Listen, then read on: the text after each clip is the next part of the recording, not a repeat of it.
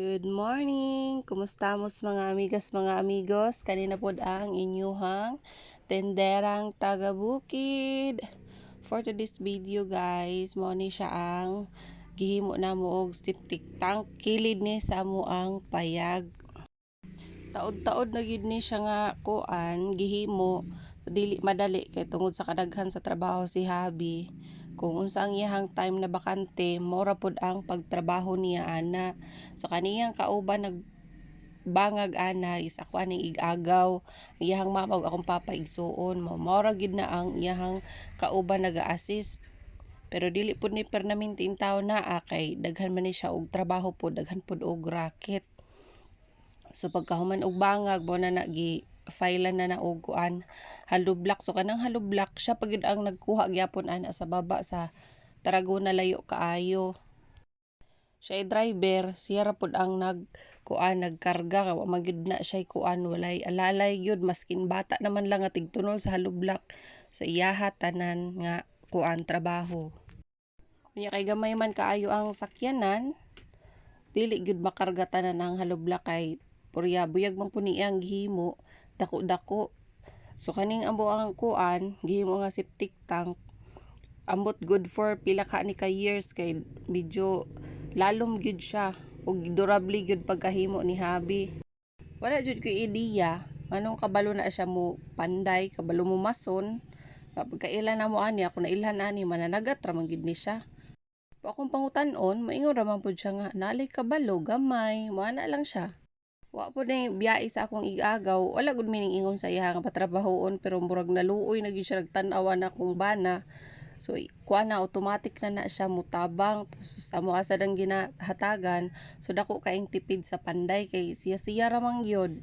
Siya ra ang mutrabaho ug karon nahuman na ang pag-file sa kaning ang iya na pong gihimo is para flooring. So gamay-gamay na lang jung utong kay nagkuan man pud intawon mi sa budget kay maskin CR lang pud ni mahal kaayo ang mga materyales karon no, bakal, simento. Tama-tama ra gyud among budget kay pila ra gud intawon ang income diri sa bukid no.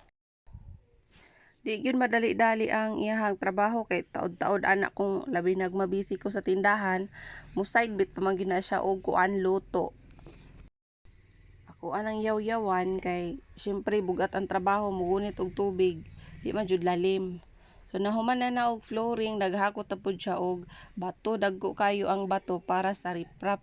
Kaning laagan day tano, namang pud day tay makatunan kay katong panglaag namo nakita na niya ang kanang pag-riprap ba didto sa Baguio. Ang mga kuan didto mga balay is makilid kaayo pero ang nagpunda ra jud sa ilang mga balay no kay giriprap na mga bato nice kay tan-awon mo nang ang kaning kilid sa among kusina ug kaning among gihimo na septic tank iyahan nang giriprapan mo nang samot og kadugay kay maghakot pa man siya bato layo kaayo. Sariling sikap gyud intaw na niya mo tanaw na perti mga bugata. Sige ginakot ana yaw-yawan nako na unta magkwanta og kanang iyahang alalay ba para madali og dili sad tantong bugat, dili man pud kay hinay-hinayan ra kuno niya. Perting inita iya na pud ang gitapok ang mga balas kay magkuan na pud siya mag mix para sa riprap. So ang iyang pagtrabaho nagadepende lang pud sa among budget kay ginahinayan ra man gyud intawon gud na namo. Di jud lali mag-budgeting pagkaon pa.